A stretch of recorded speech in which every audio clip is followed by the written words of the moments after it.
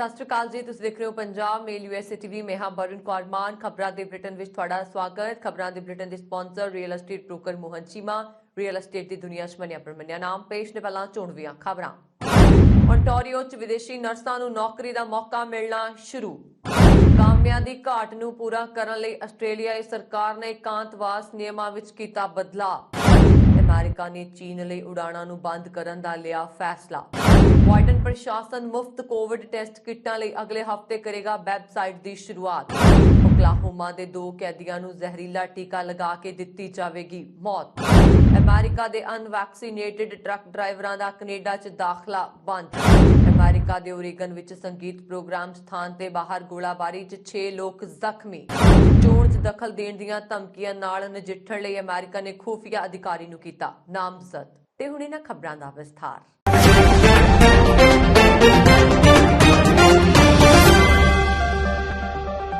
Corona virus के चल रहे प्रकोप दौरान कनेडा के सारे राज्यों में मरीज वध रहे हैं ते हस्पताल भर रहे हैं। अजिहे विच मरीजों का इलाज करने वाले स्टाफ की भारी किल्लत है ते स्टाफ मैंबर बीमार हो रहे हैं। ओंटारियो की सेहत मंत्री क्रिस्टीन एलियन ने इस किल्लत नाल नजिठण लई विदेशों तो ट्रेनिंग प्राप्त करके आईयां नर्सां नूं भर्ती करन दा ऐलान कीता है। ब्रैम्पटन विच सिविक हस्पताल के मुख्य संचालक डॉक्टर नवदीप मोहम्मद ने दस्सिया कि स्टाफ की घाट पूरी करन लई सीनियर नर्सां की देख रेख हेठ विदेशों तो सिखियत नर्सां नूं मौका दिता जा सकता है। कनेडा विच विदेशों तो पढ़े अते ट्रेंड आए हुए किसी किते दे माहिरां नूं कनेडा पहुंच के उत्थों दे पद्धर मुताबक अक्सर होर पढ़ना पैंदा है अते इम्तिहान पास करने पैंदे ने। मैडिकल दे माहिरां डॉक्टरां अते नर्सां नूं भी कनेडा विच प्रांतक पद्धर दीआं प्रीखियावां विचों लंघदिआं आम तौर ते कई साल लग जांदे ने ते बहुत सारे प्रवासी तां उस मियार नूं पूरा ना कर सकण कारण होर कारोबार जां किते विच काम करन लई मजबूर हो जांदे ने। कोविड कारण पैदा हुई स्थिति विच ओंटारियो सरकार ने नियमां नूं आरजी तौर ते सौखे करन दा फैसला कीता है। आस्ट्रेलिया विच कोविड-19 दा कहर लगातार जारी है। रोजाना हज़ारां दी गिणती विच नवे केस आ रहे ने जिस कारण देश भर दे विच कामिਆਂ ਦੀ घाट पाई जा रही है।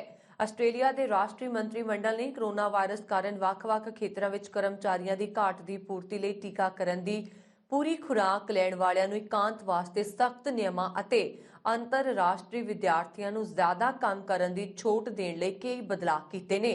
ਪ੍ਰਧਾਨ ਮੰਤਰੀ ਸਕਾਟ ਮੌਰਿਸਨ ਨੇ ਕਿਹਾ ਕਿ ਪ੍ਰਭਾਵਿਤ ਖੇਤਰਾਂ ਵਿੱਚ ਅੰਤਰਰਾਸ਼ਟਰੀ ਵਿਦਿਆਰਥੀਆਂ ਲਈ 40 ਘੰਟੇ ਪ੍ਰਤੀ ਪੰਦਰਵਾੜੇ ਕੰਮ ਕਰਨ ਦੀ ਰੋਕ ਹਟਾ ਲਈ ਗਈ ਹੈ।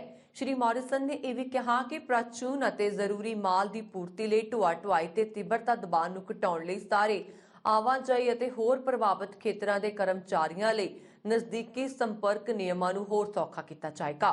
ਤਬਦੀਲੀਆਂ ਦਾ ਮਤਲਬ ਹੋਵੇਗਾ ਕਿ ਇਨ੍ਹਾਂ ਖੇਤਰਾਂ ਵਿੱਚ ਕਾਮਿਆਂ ਨੂੰ ਵਾਇਰਸ ਨਾਲ ਪੋਜ਼ਿਟਿਵ ਵਿਅਕਤੀ ਨਾਲ ਨਜ਼ਦੀਕੀ ਸੰਪਰਕ ਹੋਣ ਤੇ ਇੱਕ ਨੈਗੇਟਿਵ ਰੈਪਿਡ एंटीजेन टेस्ट प्रदान करन उपरंत बिना एकांतवास कीते तुरंत काम ते वापस जाण दी आग्या दित्ती जाएगी। इस फैसले का वख-वख खेत्रां दे कारोबारियां कर्मचारियां ते विद्यार्थियों ने स्वागत कीता है। दुनिया भर च कोरोना इन्फैक्शन के मामले दिनों दिन तेजी नाल वध रहे जा रहे ने। इसे विचकार अमेरिका ने चीन लई उड़ाणां नूं फिलहाल बंद करन दा फैसला लिया। अमेरिका 19 जनवरी तो चीन लई सारियां कमर्शियल उड़ाणां ते पाबंदी लगाएगा। बीजिंग 2022 विंटर ओलंपिक तो पहला कोरोना वायरस के फैलाव नूं घट करन दीआं कोशिशां कीतीआं जा रहीआं ने। मीडिया रिपोर्ट्स मुताबक अगले हफ्ते तो बीजिंग सर्द रुत ओलंपिक तो पहला चीन लई कोई वपारक उड़ान ना होने की संभावना है। मीडिया रिपोर्टां मुताबक फ्लाइट शेड्यूल अनुसार 19 जनवरी तो शुरू होकर घट तो घट अगले 2 हफ्तिਆਂ तक अमेरिका तो चीन लई सारियां उड़ाणां जां तां रद्द कर दित्तियां गईआं ने जां चीनी हवाबाजी नियम के कारण मुअत्तल होने की संभावना है।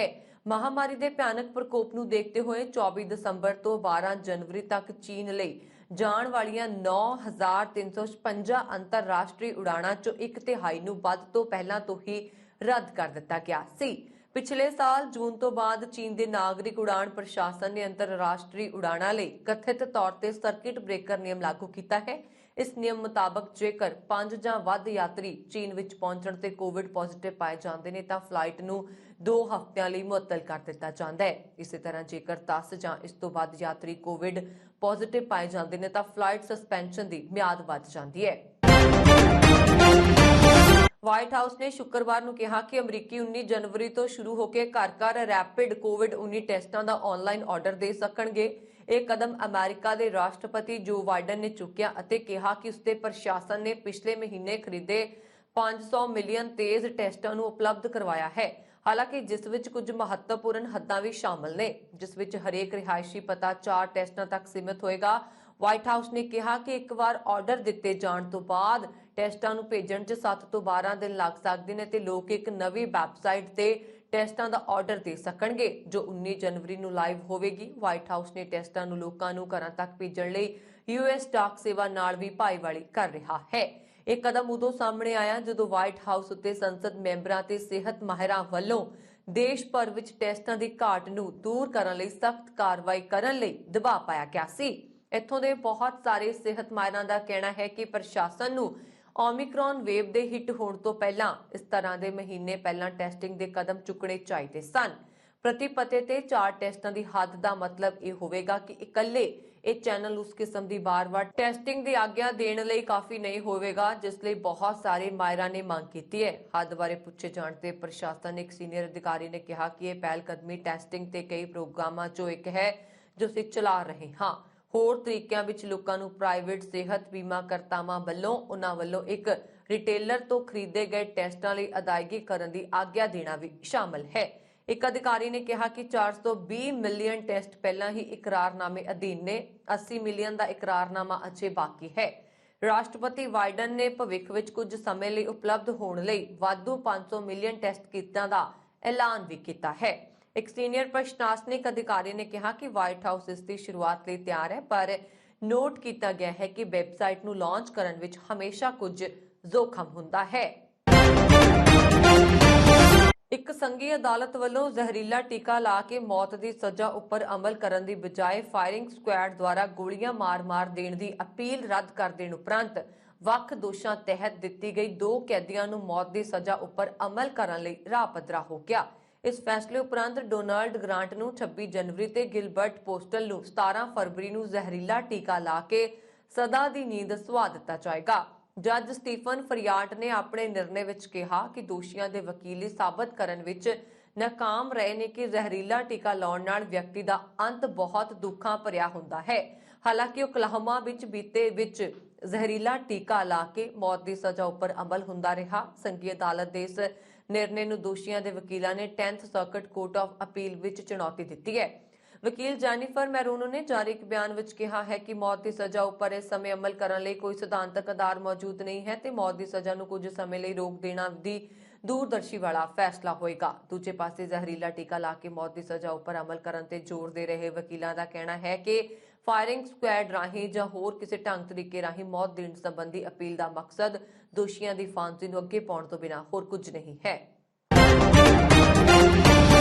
ਅਮਰੀਕਾ ਦੇ ਅਨਵੈਕਸੀਨੇਟਿਡ ਟਰੱਕ ਡਰਾਈਵਰਾਂ ਦਾ ਕੈਨੇਡਾ ਵਿੱਚ ਦਾਖਲਾ ਬੰਦ ਹੋ ਗਿਆ ਅਤੇ ਅਮਰੀਕਾ ਦਾ ਗੇੜਾ ਲਾ ਕੇ ਪਰਤ ਰਹੇ ਉਹਨਾਂ ਕੈਨੇਡੀਅਨ ਟਰੱਕ ਡਰਾਈਵਰਾਂ ਨੂੰ ਕੁਆਰੰਟਾਈਨ ਕਰਨਾ ਸ਼ੁਰੂ ਕਰ ਦਿੱਤਾ ਗਿਆ ਹੈ ਜਿਨ੍ਹਾਂ ਨੇ ਕੋਰੋਨਾ ਵੈਕਸੀਨ ਦੇ 2ਵੇਂ ਟੀਕੇ ਨਹੀਂ ਲਗਵਾਏ।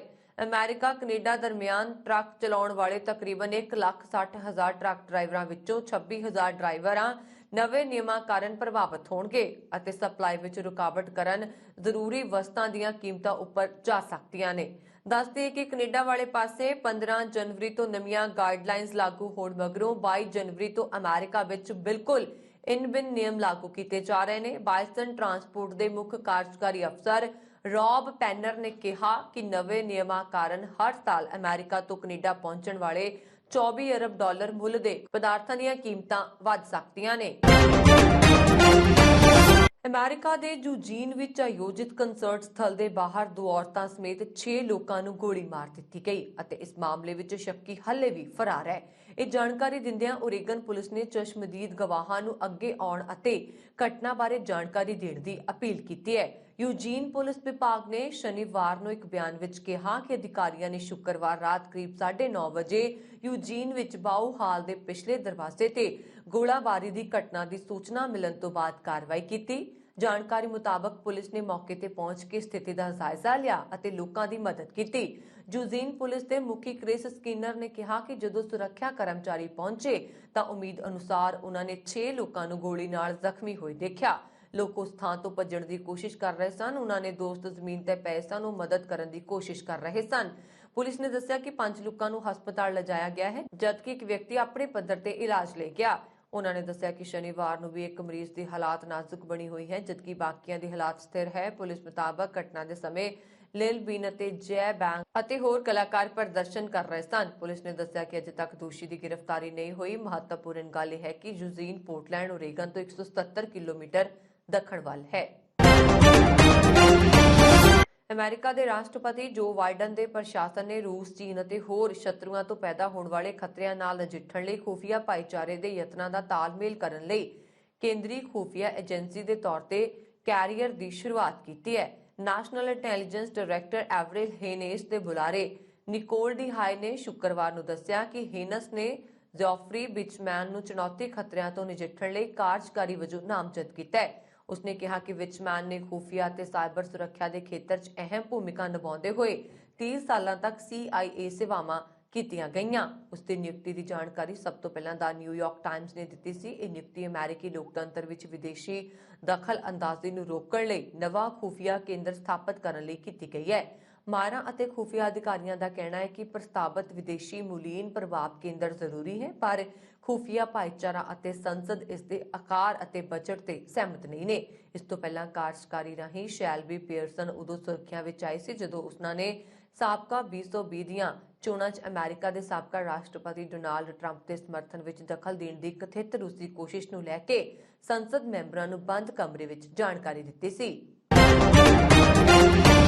ਕੈਨੇਡਾ ਦੇ ਸ਼ਹਿਰ ਬਰੈਂਪਟਨ ਦੇ ਵਾਸੀ ਅਤੇ ਨਾਲ ਲੱਗਦੇ ਮਿਸੀਸਾਗਾ ਸ਼ਹਿਰ ਵਿੱਚ ਵਕਾਲਤ ਦਾ ਆਪਣਾ ਦਫ਼ਤਰ ਚਲਾਉਂਦੇ ਰਹੇ ਸ਼ਾਹਿਦ ਮਲਕ ਦੀ ਗ੍ਰਿਫਤਾਰੀ ਲਈ ਪੀਲ ਪੁਲਿਸ ਵੱਲੋਂ ਦੇਸ਼ ਭਰ ਵਿੱਚ ਗ੍ਰਿਫਤਾਰੀ ਦਾ ਬ੍ਰੰਟ ਕੱਢਿਆ ਗਿਆ ਹੈ। ਬੀਤੇ ਸਾਲ ਜੂਨ ਤੋਂ ਦਸੰਬਰ ਤੱਕ ਜਾਇਦਾਦਾਂ ਦੀ ਖਰੀਦ ਵੇਚ ਲਈ ਵਕੀਲ ਮਲਕ ਦੇ ਟਰਸਟ ਅਕਾਊਂਟ ਵਿੱਚ ਸਿਸਟਮ ਅਨੁਸਾਰ ਲੋਕਾਂ ਵੱਲੋਂ ਜਮ੍ਹਾਂ ਕਰਵਾਈਆਂ ਰਕਮਾਂ ਖੁਰਦ-ਬੁਰਦ ਕਰਨ ਦੇ ਮਾਮਲਿਆਂ ਦੀ ਪੁਲਿਸ ਵੱਲੋਂ ਜਾਂਚ ਜਾਰੀ ਹੈ। ਪਤਾ ਲੱਗਾ ਹੈ ਕਿ ਪੁਲਿਸ ਦੀ ਪਕੜ ਤੋਂ ਬਚਣ ਲਈ ਫਰਾਰ ਹੋਏ ਸ਼ਾਹਿਦ ਮਲਕ ਲਾ ਆਫਿਸ ਦੇ ਮਾਲਕ ਦਾ ਸੰਬੰਧ ਜੰਮੂ ਕਸ਼ਮੀਰ ਨਾਲ ਹੈ।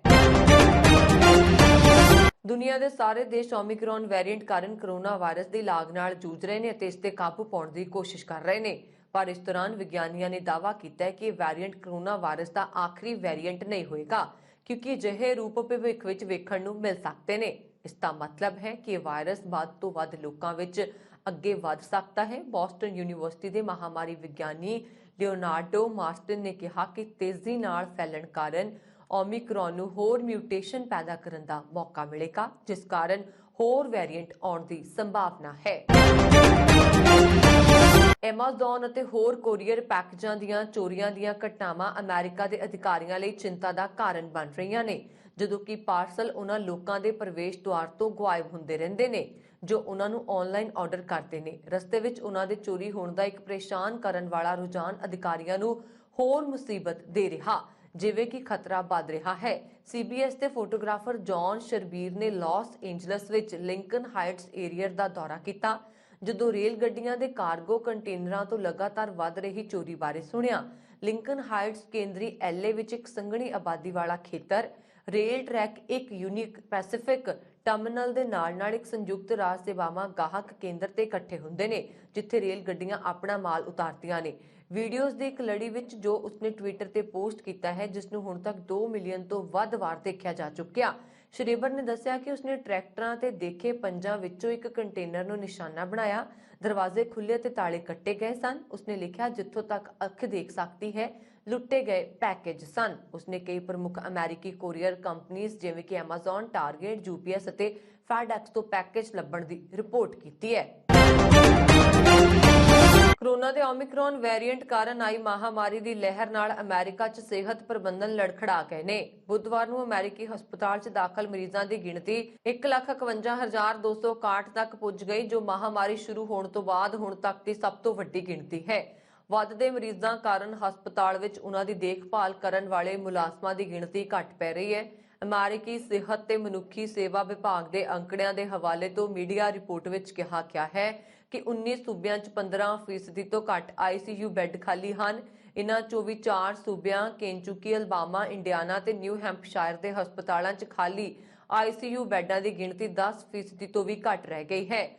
ओमिक्रॉन ਕਾਰਨ ਨਵੇਂ ਮਾਮਲਿਆਂ ਦੀ ਸੁਨਾਮੀ ਆਈ ਹੈ। ਹਸਪਤਾਲਾਂ 'ਚ ਕੰਮ ਕਰਨ ਵਾਲਿਆਂ ਦੇ ਕੋਰੋਨਾ ਦੀ ਲਪੇਟ 'ਚ ਆਉਣ ਦਾ ਖਤਰਾ ਜ਼ਿਆਦਾ ਵੱਧ ਗਿਆ। ਸਟਾਫ ਦੀ ਕਮੀ ਨੂੰ ਦੂਰ ਕਰਨ ਲਈ ਵਾਸ਼ਿੰਗਟਨ ਦੇ ਮੇਅਰ ਨੇ ਵੀਰਵਾਰ ਨੂੰ ਕਿਹਾ ਕਿ ਉਹ ਚਾਹੁੰਦੇ ਨੇ ਕਿ ਹਸਪਤਾਲ ਆਮ ਆਪਰੇਸ਼ਨਾਂ ਨੂੰ ਫਿਲਹਾਲ ਰੋਕ ਦੇਣ। ਕੋਵਿਡ-19 ਦੇ ਵੱਧ ਰਹੇ ਕੇਸਾਂ ਦਰਮਿਆਨ ਚੋਣ ਕਮਿਸ਼ਨ ਨੇ 5 ਸੂਬਿਆਂ ਵਿੱਚ ਹੋ ਰਹੀਆਂ ਵਿਧਾਨ ਸਭਾ ਚੋਣਾਂ ਵਿੱਚ ਰੈਲੀਆਂ ਅਤੇ ਰੋਡ ਸ਼ੋਅਜ਼ ਤੇ 22 ਜਨਵਰੀ ਤੱਕ ਪਾਬੰਦੀ ਵਧਾ ਦਿੱਤੀ ਹੈ। ਕਮਿਸ਼ਨ ਨੇ ਕਿਹਾ ਕਿ ਉਹ ਹਾਲਾਤ ਤੇ ਨਜ਼ਰ ਰੱਖਣਗੇ ਅਤੇ ਫਿਰ ਨਵੇਂ ਨਿਰਦੇਸ਼ ਜਾਰੀ ਕਰੇ ਜਾਣਗੇ। ਉਂਝ ਚੋਣ ਕਮਿਸ਼ਨ ਨੇ ਸਿਆਸੀ ਪਾਰਟੀਆਂ ਨੂੰ ਥੋੜੀ ਰਾਹਤ ਦਿੰਦਿਆਂ ਹਾਲ ਅੰਦਰ 50% ਦੀ ਸਮਰੱਥਾ ਜਾਂ ਵੱਧ ਤੋਂ ਵੱਧ 300 ਲੋਕਾਂ ਦੇ ਇਕੱਠ ਦੀ ਆਗਿਆ ਦਿੱਤੀ ਹੈ।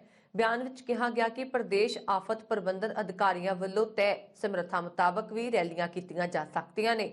ਚੋਣ ਕਮਿਸ਼ਨ ਨੇ ਕਿਹਾ ਕਿ ਉਹਨਾਂ ਮੌਜੂਦ ਹਾਲਾਤਾਂ ਨੂੰ ਦੇਖਦਿਆਂ ਅਤੇ ਕੇਂਦਰੀ ਸਿਹਤ ਮੰਤਰਾਲੇ ਮੁੱਖ ਸਕੱਤਰ ਅਤੇ ਹੋਰ ਅਧਿਕਾਰੀਆਂ ਨਾਲ ਵਰਚੁਅਲ ਬੈਠਕ ਕਰਨ ਮਗਰੋਂ ਇਹ ਫੈਸਲਾ ਲਿਆ।